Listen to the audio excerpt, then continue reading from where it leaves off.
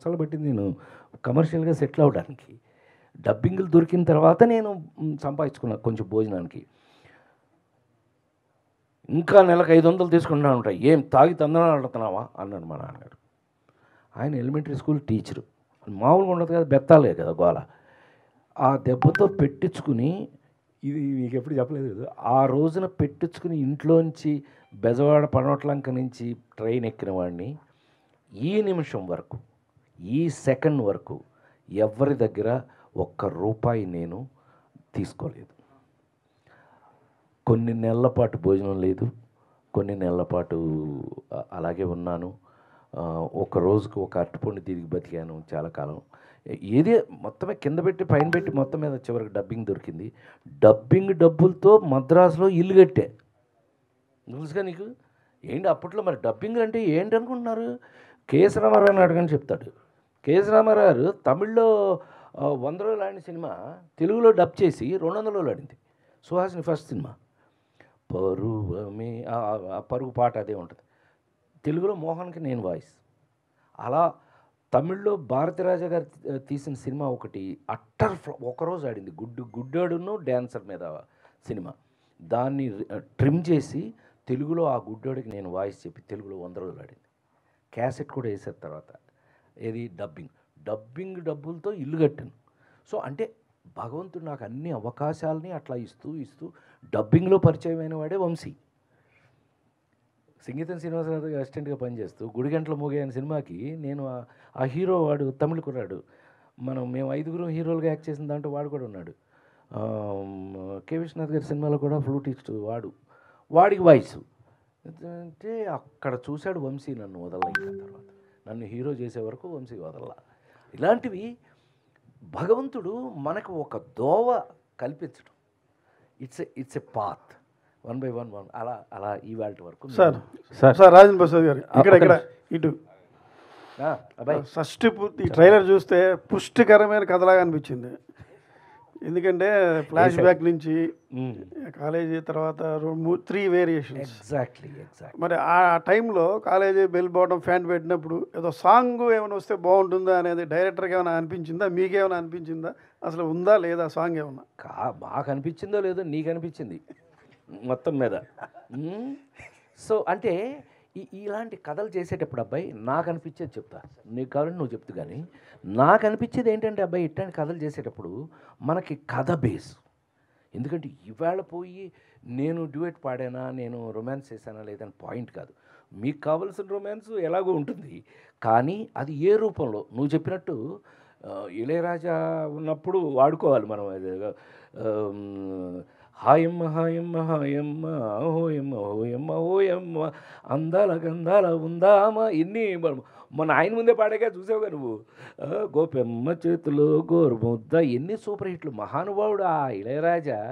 రజనీకాంత్, కమలహాసను, మోహను, ఎంతమందిని హీరోలను చేసి పారేశాడు ఆయన పాటలతో. అందులో నన్ను కూడా జాయిన్ వేసుకోవచ్చు అందులో, అతి అనుకోకపోతే కనుక సార్. సో ఆ విధంగా జరిగింది. నేను వెంకట్ ఎన్టీవీ సార్. ప్లీజ్. అంటే మీరు గతంలో చేసిన ఆ కామెడీ టైం చూస్తే చాలా బాగుంది, కానీ అప్పటిదాన్ని పోలిస్తే ఇప్పుడు మీ కామెడీ టైం చాలా తగ్గినట్టు అనిపిస్తుంది. ఎందుకు సార్? నువ్వు చెప్పింది తగ్గింది. పైగానండి నాకు అనిపించేది చెప్తా. నాకు ఏమిటి ఇవాళ మైనస్, ఏమి తగ్గింది ఇవాళ అంటే రచయితలండి. ఆ రోజున జంజాల్ గారి దగ్గర నుంచి, తనికెళ్ళ బర్రి దగ్గర నుంచి, దివాకర్ బాబు దగ్గర నుంచి, కాశీ విశ్వనాథ్ దగ్గర నుంచి వాళ్ళు ఒక్క పంచి రాసి వచ్చి మాకు చెప్పేవాళ్ళు. సార్ హీరో గారు మీరు ఈ పంచి వినాలి, మనిషికి ఎన్ని కాళ్ళు, ఎదురుని 3 పక్కన పెళ్ళంలో. నేనన్నా ఈ పీనాస్ క్యారెక్టర్ హీరోగా నేను యాక్ట్ చేయాలి అంటే నాకు పంచులు చాలా కావాలి, లేదంటే నేను చేయను అని అన్న. మీకు పంచులే కదా, కాసుకోండి అని కాశీ విశ్వనాథ్ మనిషికి ఎన్ని కాళ్ళు అన్నాడు. ఊరికే మనిషికి ఎన్ని కాళ్ళు అంటే మనిషికి 2 కాళ్ళు అన్నాను నేను. అదే మరి మీకు నాకు తేడా. పందెం కాస్తాడు ఇక్కడ హీరో అనేవాడు, పందెం కాస్తాడు. ఆ రోజున వాళ్ళ ఇంట్లో వండుకున్న కూరలో పప్పులు అన్నీ ఇవ్వాలి ఆడికి. పందెం కాసి మనిషికి 6 కాళ్ళు అంటాడు. అసిస్టెంట్ డైరెక్టర్ని పిలిచాడు, నుంచోమన్నాడు. అన్నాడు. ఇలా ఉంగున్నాడు. ఏంటన్నాడు. మోకాళ్ళు ఎన్ని? 2. తోచాడు అతన్ని, టప్పని వెనకబడ్డాడు. అవేంటి అవి అన్నాడు. అరికాళ్ళు 2.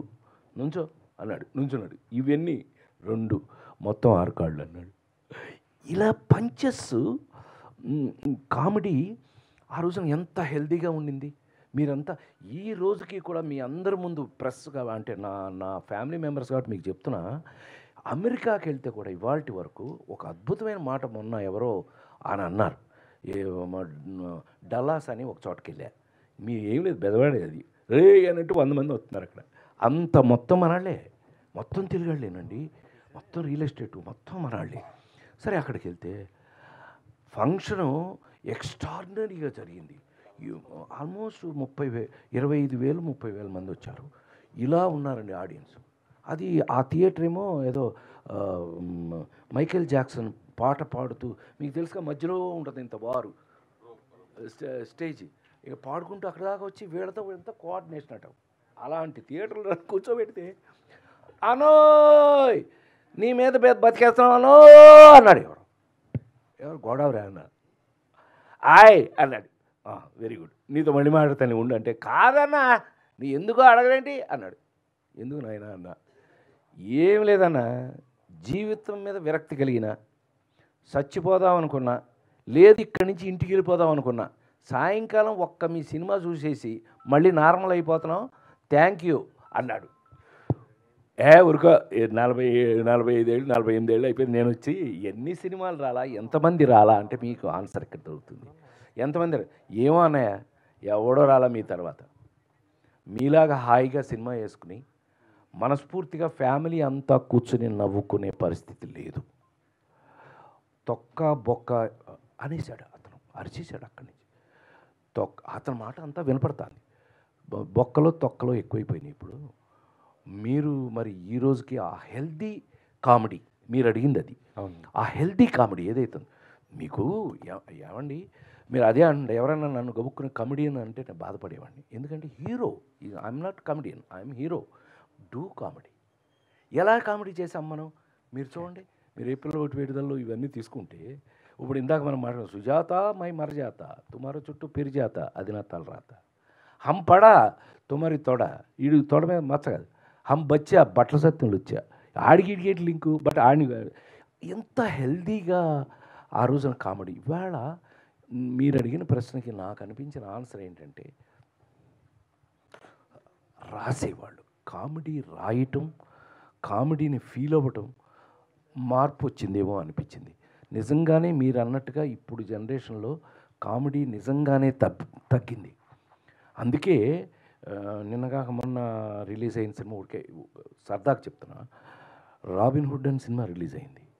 నేను వెన్నెల కిషోర్ మా ట్రాక్ని ఎంత బాగా వీళ్ళందరూ ఫోన్లు చేసి మరి, అనయ్య అబ్బా మీ ట్రాక్ భలే ఉంది అనయ్య ఆ సినిమాలో, వాళ్ళకి ఉపయోగపడలేదు కానీ బట్ మీ ట్రాక్ అదిరిపోయింది అంటే ఏంటన్నమాట, మంచి కామెడీ ఉంది అని. వీళ్ళ 4 fathers అంటాడు ఒకడు, అనేటప్పటికీ ఏంటి ఈ అమ్మాయికి 4 fathers? ఎంత అమెరికాలో పుడితే మొత్తం అది అమెరికా నుంచి వచ్చింది, దానికి సెక్యూరిటీ.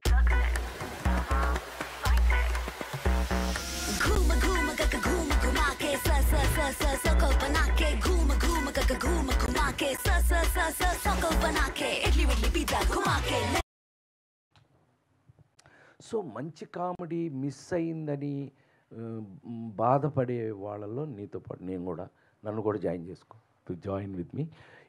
అంతకన్నా బెటర్ అవ్వాలని, let us hope for the best. నేను ఎప్పుడు కూడా పాజిటివ్ థింకింగ్ నాది. ఇవాళ ఏదైనా సమస్య వచ్చిందంటే ఇది పర్మనెంటా, హ్యాపీ పర్మనెంటా అనే రకం నేను. అనా పెళ్ళంట సూపర్ డూపర్ హిట్ అయిపోయిన తర్వాత కమర్షియల్తో ఒక బుక్లెట్ తయారు చేసుకొని ప్రింట్ చేసుకోవచ్చు. అన్ని మంచి విషయాలు ఉన్నాయి, బాగున్నాయి. కానీ ఒక ఆర్టిస్ట్గా మిమ్మల్ని విమర్శన చేసేవాళ్ళు, తిట్టేవాళ్ళు, పొగిడేవాళ్ళు ఫ్యామిలీ పరంగా ఎవరున్నారు? ఫ్యామిలీ అంటే మా ఫ్యామిలీలోనా? మా ఫ్యామిలీ మా ఆవిడే, ఇంకెవరు? మా ఆవిడే. ఎక్కడన్నా కొంచెం చిన్న కక్కుర్తి పడుతున్నట్టు, లేకపోతే ఏదైనా చిన్న అన్నానో ఏంటిది ఏదో లూజ్ లాగా డిగ్నిఫైడ్గా చేయాలంటది. ఆవిడకి నచ్చిన సినిమాలన్నీ ఎర్రమందారాలు, ఆ నలుగురు, ఈ మీ శ్రీభిలాషి, ఓనమాలు, ఇవి ఆవిడకి నచ్చిన సినిమాలు. యాక్చువల్గా మా ఆవిడ మంచి క్రిటిక్. ఏ సినిమా అయినా సరే చూసి వచ్చిందంటే పర్ఫెక్ట్గా చెప్పేస్తుంది. అది తప్పితే నాకు తెలిసి ఏంటంటే నేను పెద్దగా క్రిటిసిజంని ఏంటి అంత చండాలం అని ఇంతవరకు ఎప్పుడు నేను అంత క్రిటిసిజం నేను ఎప్పుడు ఎదుర్కోవాలి. సో ఈ సినిమా చూపించారు మీ మిస్సెస్కి? చూపించబోతున్నాం. We are going to show her. ఎందుకంటే ఆవిడ అభిప్రాయం కూడా కావాలి మనకి. ఎందుకంటే ఫ్యామిలీస్ ఏం మాట్లాడుకుంటారు, మెచ్యూర్డ్ ఉమెన్ ఏం మాట్లాడుకుంటారు, ఆ యాంగిల్లో మేము ఇవాళ రేపట్లో ఆ పని కూడా చేయబోతున్నాం. సార్ రాజేంద్ర ప్రసాద్ గారు. అమ్మా సార్ నమస్తే సార్. నమస్తే అమ్మా. సార్ అంటే మీ టైంలో అంటే సినిమా ట్రైలర్ టీజర్ ఇవన్నీ చాలా తక్కువగా ఉండే, డైరెక్ట్ సినిమా చూసేవాళ్ళం. అవును. బట్ ఇప్పుడు సినిమా రిలీజ్కి ముందే కొన్ని సీన్లు లీక్ అవ్వటం, లేకపోతే హార్డ్ డిస్క్లు అవును లీక్ చేస్తున్నారు కావాలని. ఇలాంటి పరిణామాలు మీరేం చెప్తారు సార్? మారుతున్న కాలాన్ని బట్టి మనం కూడా మారాలిగా. ఇప్పుడు ఇందాక మా నాడు అడిగాడు, ఏంటి థియేటర్కి జనాలు రావట్లేదు. ముందు ఇప్పుడు ఏమండి చేతిలోకి సెల్ ఫోన్ వచ్చేసింది, సినిమా అసలు సెల్ ఫోన్లో చూస్తున్నారు. ఆ స్థితికి వచ్చేసాం కదా మనం. అంత పెద్ద స్క్రీన్ నుంచి ఆ ఎఫెక్ట్స్ నుంచి ఇప్పుడు ఆ మ్యూజిక్ ఫుల్ థియేటర్ వినటం వేరు, ఒక చేతిలో వినటం వేరు కదా. సో అన్ని మార్పులు వచ్చేసినప్పుడు ఆ మార్పులకి తగినట్టుగా మరి థియేటర్కి రావాలి, వాళ్ళు చూడాలి అని అంటే కనుక నువ్వు అడ్వర్టైజ్ చేయాలి, కొన్ని లీక్ చేయాలి. ఇలా ఉందరా బాబు, దీంట్లో ఈ మసాలా ఉందరా బాబు, వచ్చి చూడు అని అనాలి. సో చచ్చినట్టు ఇవాళ మనం అసలు ట్రైలరే ఇంపార్టెంట్ అయిపోయింది సినిమా కన్నా కూడా. న్యాచురల్గా అంతే కదా. ఇందాక మనం ట్రైలర్ చూసాం, మనకు ఒక ఐడియా వచ్చింది. ఎవరో అన్నారు ఇందాక చక్కగా అనే, ఇది ఏదో దీంట్లో ఏదో మావాడు అన్నాడు, ఏంటి ఇందులో మంచి పుష్టి ఉన్నట్టుంది అది ఇది అన్నాడు మనాడు. సో అట్లా ఒక అభిప్రాయాన్ని మీకు వచ్చింది అనుకోండి, న్యాచురల్గా మీ థియేటర్కి వెళ్ళే అవకాశం ఉంటుంది కదా. That's how it is. అందుకే ఇప్పుడు లేటెస్ట్గా అలా కొత్త ఐడియాస్ చేస్తున్నారనేది నా ఉద్దేశం. సార్ ఇందాక మాట్లాడుతూ ఆల్మోస్ట్ అందరితో యాక్ట్ చేశానని చెప్పారు, అండ్ కళ్యాణ్ గారి గురించి కూడా మాట్లాడారు కాబట్టి. సో ఇప్పుడు పవన్ కళ్యాణ్ గారితో ప్రాపర్గా ఒక సినిమా పడలేదు మీకు. సో ఇప్పుడే నా ఛాన్స్ మిస్ అయిందే. ఎందుకు నాకు అట్లా అంటే, పవన్ ఇంటర్వ్యూ ఇచ్చాడు ఆ మధ్య ఏదో పేపర్కి, మీరు చూసారో లేదో నాకు తెలీదు. నేను అన్నయ్య దగ్గరికి మద్రాసు వెళ్తే నన్ను రాజేంద్ర ప్రసాద్ గారి దగ్గరికి పంపించేవారు. రాజేంద్ర ప్రసాద్ గారు పొద్దునుంచి సాయంకాలం దాకా షూటింగ్ చూపించి సాయంకాలం నాకు బట్టలు కూడా కొనిపెట్టారు. నాకు చిరంజీవి కాదు రాజేంద్ర ప్రసాద్ గారు కూడా అన్నయ్య అన్నాడు. బాగా చనువు, నాకు బాగా సొంతం, తమ్ముడు కంటే ఎక్కువ, అంత బాగుంటాడు నా దగ్గర. కానీ ఎందుకునో మా ఇద్దరికి సరైన క్యారెక్టర్ పడలా. నిజమే పడుతుంది త్వరలో నాకు తెలిసి. హీ లవ్స్ మీ, అతి త్వరలో పడచ్చు అని ఇదిగో ఎటువంటి రాయాలి, మరి రాస్తే వస్తుంది క్యారెక్టర్ రైట్మేగా. నేను ఎప్పుడు ఆ మంచి రచన మీద ఆధారపడినవాడిని ఈ రోజు వరకు కూడా. అంటే చిన్నప్పుడు మీ సినిమాలు సందడే సందడి, క్షేమంగిలి లాభంగా రండి, దొరికి